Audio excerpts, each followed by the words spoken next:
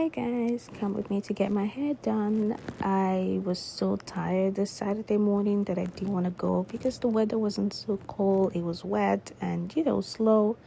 But tell me why I shouldn't, because I ended up turning my hair from looking like this into looking like a beautiful queen. So it's worth it. Come with me. So my first stop was at Dollarama. I realized, that morning that I don't have pins. So I stopped by the nearest Dollarama to pick some bobby pins as well as a rubber band. This, you guys, is a game changer because the hairstyle I'm gonna do, I might be needing this for my dressing and just to keep things in place. I first saw the bobby pin. I was so excited that it was just a quick pick. But I struggled with the rubber band because they had like these multicolors and I'm not some baby that would need this. So I kept on searching and luckily I got to find the one in black, which was exactly what I needed. I took a pack and I headed back to my stylist house to get my hair completed. The bobby pin and the rubber band did cost me roughly about $3. I think it's about $2 and a few cents, to be honest. So it was definitely a good idea to just get it here and use it instead of ordering on Amazon or, picking a more expensive one. I didn't get to use one third of this pack, which is quite painful, but in a good way, it just serves me for more use. When I got to the stylist place, I was hungry, you guys. So I ordered from an Indian restaurant. It was rice and curry and it was delicious. So this is what the extension looks like. I feel like it gives the vibe of olden days Chinese waves. Growing up watching my sister use Chinese, I could literally tell a very good one when I see it. So this was me starting the hair. We started with a constructive cornrow in front. Now this part is a tricky part. You can see how she had brought out an extension of the cornrow. So we kind of struggled. Okay, so this is a very honest one. We kind of struggled so much because my stylist wasn't used to this, and I'm just watching a video from the inspiration and guiding her through it. So she started this particular cornrow from the back and weaved it to the front. So the extension was twisted twice to form this shape, and then it was taken back to complete the cornrow, or rather the next cornrow. I hope that makes sense, but it was such an adventure trying this. And when we were done with all the cornrows, it was not very easy, but I think because of how short they were, like it's not a full cornrow, it was just so easy to walk through all of them. When we're done, it was now time for the band too. So she took the extension that was left off of the cornrow and twisted them in a nice circle, neatly done, and she held it together with a rubber band because I didn't want her to kind of sew them in, because my husband would be the one to help me lose it at the end of the day and I didn't want to stress him with finding the threads. The only part we needed to sew in was the extension of the cornrow in front, just to make sure that that shape is locked in, and that's how we basically achieved this look.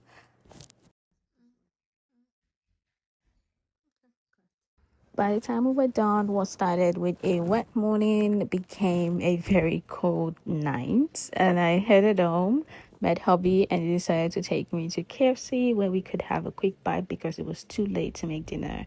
This is the look the next day. Just want to give you an idea of what it actually looks like. I love this hair, and everyone who saw it kind of admired it, and it's just unique. And I think I'm gonna try this hair again. What do you think? Did it come out nice? Would you be trying it? Of course, let me know what you think or feel, if this is something for you or not. But I definitely love it.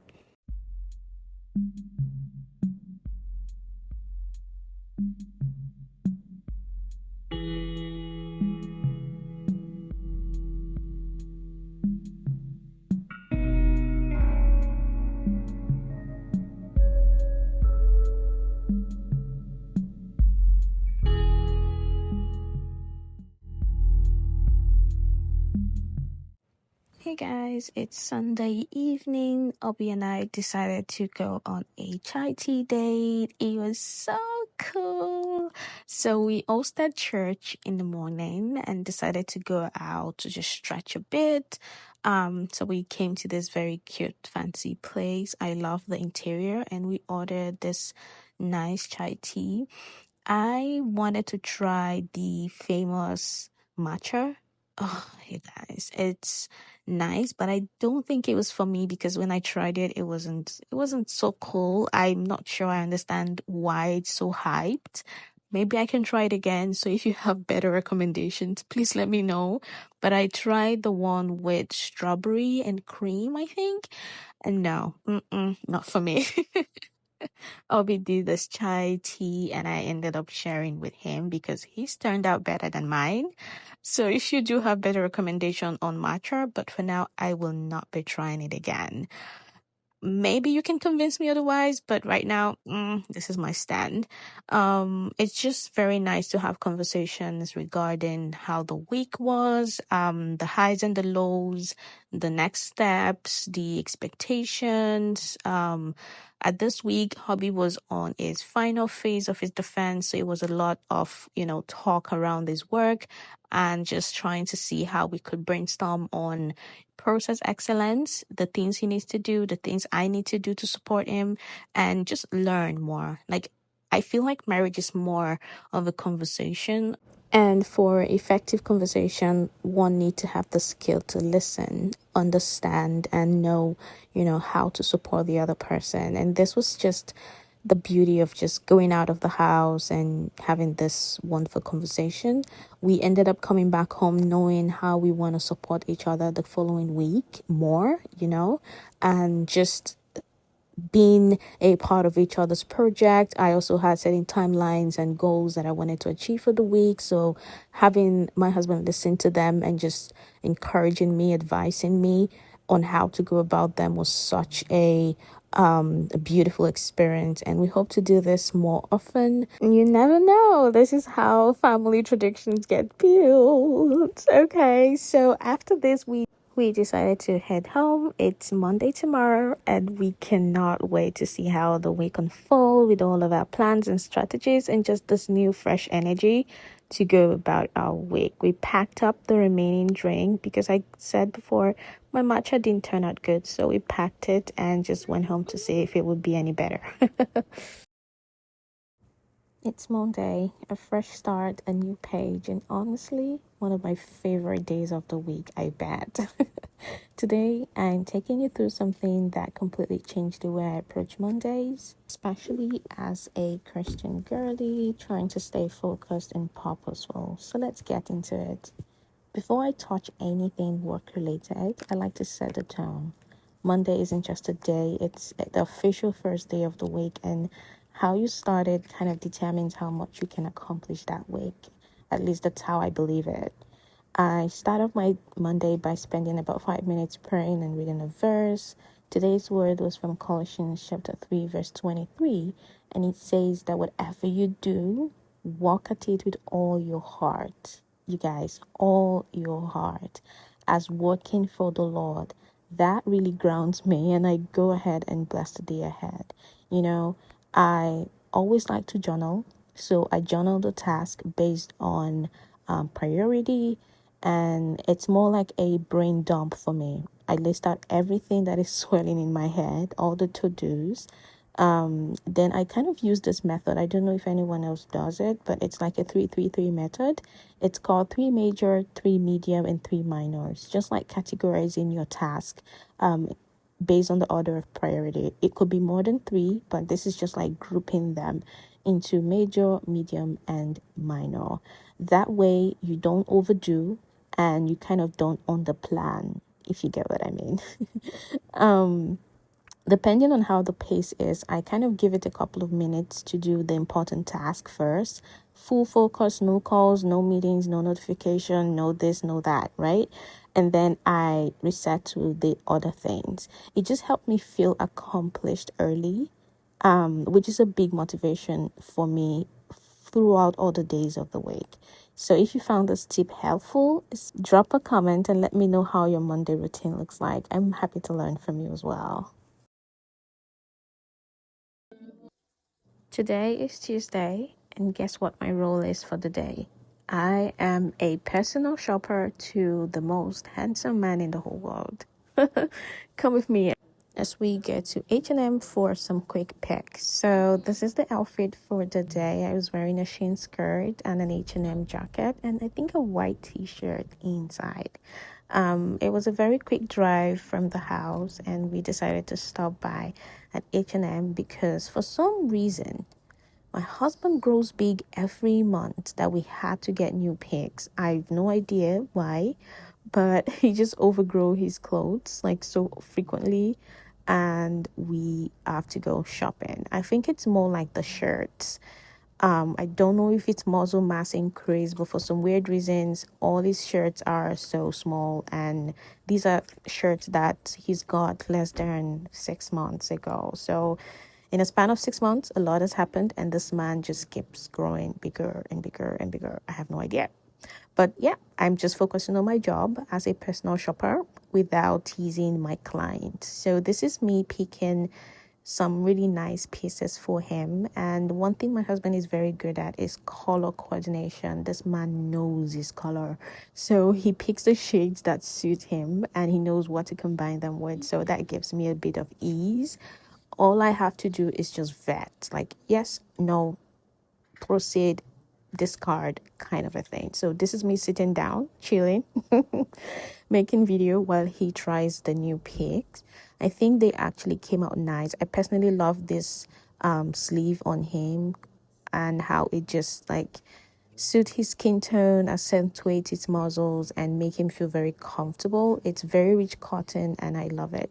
You see me testing to see that this one is actually long enough because give it 2 days, it becomes jump for some weird reasons. I have no idea. Do you guys who have husbands experience this? Because I've never really lived with a man. My brothers are too private. I had no business with their clothes. But ever since I started living with my husband, it's been me discovering new things about men. So let me know if this is something common or if I'm the only wife who happened to go shopping with her husband more often, because all these t-shirts are growing smaller every month. Like literally every month. I'm sorry, I'm focusing on my job. Yeah, thanks.